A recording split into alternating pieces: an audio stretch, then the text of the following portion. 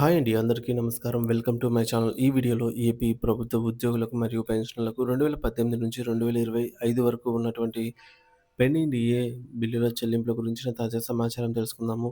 Video అయితే ఎక్కడ గాని స్కిప్ చేయకుండా ఎండ్ వరకు చూసేయండి. అప్పుడే ఇన్ఫర్మేషన్ పూర్తిగా అర్థమవుతుంది.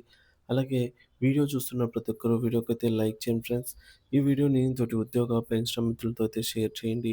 కొత్తగా మన ఛానల్‌ని చూస్తున్నవారు ఇంకా ఎవరైనా సబ్స్క్రైబ్ చేసుకోకుంటే వెంటనే మన ఛానల్‌ని సబ్స్క్రైబ్ చేసుకోండి. దీని ద్వారా నేను చేసే లేటెస్ట్ వీడియోస్ అన్నీ మీ వరకు రీచ్ అవుతాయి.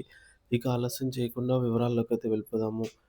ఫ్రెండ్స్ ఇక విషయానికొచ్చినట్లయితే ఆంధ్రప్రదేశ్‌లో ప్రభుత్వ ఉద్యోగులు మరియు పెన్షనర్ల దీర్ఘకాలికంగా పెండింగ్‌లో ఉన్నటువంటి బకాయిలు, వేతన సవరణ, పీఆర్సీ నియామకం, కరువు భత్యం, డీఏ కరువు ఉపశమనం, డీఆర్ చెల్లింపుల విషయంలో నెలకొన్న అనిశ్చితి తీవ్ర ఆందోళన కలిగిస్తోంది.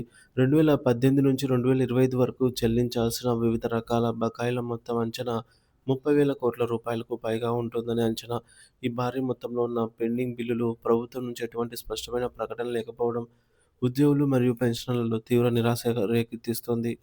ప్రభుత్వ హామీలు అమలు మరియు అమలు తీరు ప్రస్తుత కూటమి ప్రభుత్వం అధికారంలోకి వచ్చిన తర్వాత ఎన్నికల ముందు ఇచ్చిన అనేక హామీలను, సంక్షేమ పథకాలను ఒక్కొక్కటిగా అమలు చేస్తోంది. వీటిలో అత్యధిక శాతం సంక్షేమ రంగాలకు సంబంధించినవి.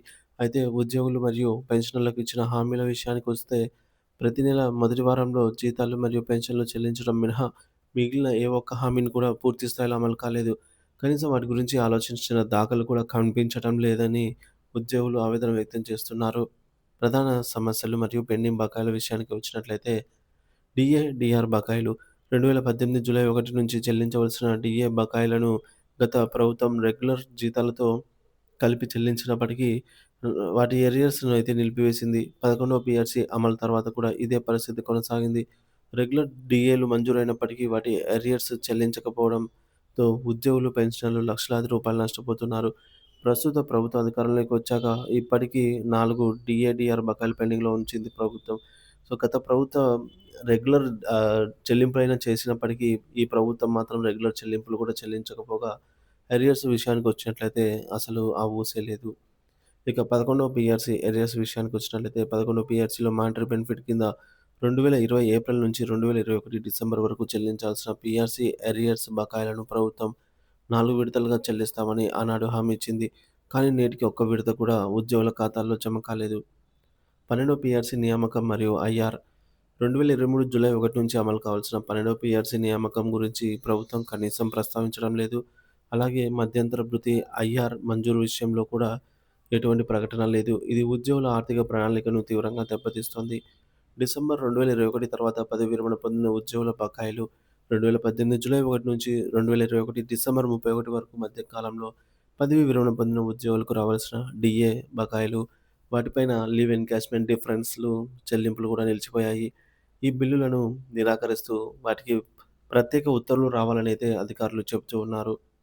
పెండింగ్ బకాయిల వర్గీకరణ ఒక్కొక్క పెన్షనర్‌కి, ఉద్యోగ పెన్షనర్‌కి 2018 నుంచి 2024 వరకు ఇప్పటి వరకు రావాల్సినటువంటి ఆహ్, బకాయిలు నాలుగు ప్రధానంగా 4 విభాగాలుగా అయితే విభజించవచ్చు. మొదటి విభాగంలో 2018 జూలై 1 నుంచి 2020 మార్చి 31 వరకు 69 నెలల డీఏ బకాయిలు. ఈ మొత్తాలు సీఎఫ్ఎంఎస్ నందు చూపించబడిన నేటికి చెల్లించలేదు. సో, ఇటీవల సచివాలయ ఉద్యోగులకు డీఏ అరియర్స్‌ను చెల్లించడం జరిగింది. ఇది మిగిలిన ఉద్యోగులలో ఆశలు రేకెత్తించినప్పటికీ ఆ తర్వాత ఎటువంటి పురోగతి లేదు. ఇక రెండవది 11వ పీఆర్సీ అరియర్స్. ఏప్రిల్ 2020 నుంచి డిసెంబర్ 2021 వరకు పీఆర్సీలో మానిటరీ బెనిఫిట్ ఇవ్వబడిన ఈ కాలానికి సంబంధించిన పీఆర్సీ అరియర్స్ బకాయిలను ప్రభుత్వం 4 విడతలుగా చెల్లిస్తామని చెప్పిన ఒక విడత కూడా ఇంకా జమ కాలేదు.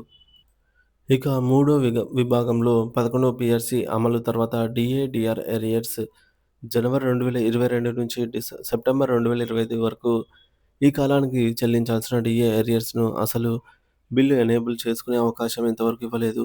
పదవీ విరమణ పొందిన ఉద్యోగులు ఇక నాలుగో విభాగంలో పదవీ విరమణ పొందిన ఉద్యోగుల బకాయిలు జూలై 1, 2018 నుంచి డిసెంబర్ 31, 2021 వరకు ఈ మధ్య కాలంలో పదవీ విరమణ పొందిన ఉద్యోగులకు రావాల్సిన డీఏ బకాయిలు, లీవ్ ఎన్కాష్‌మెంట్ డిఫరెన్స్‌లు నిలిచిపోయాయి.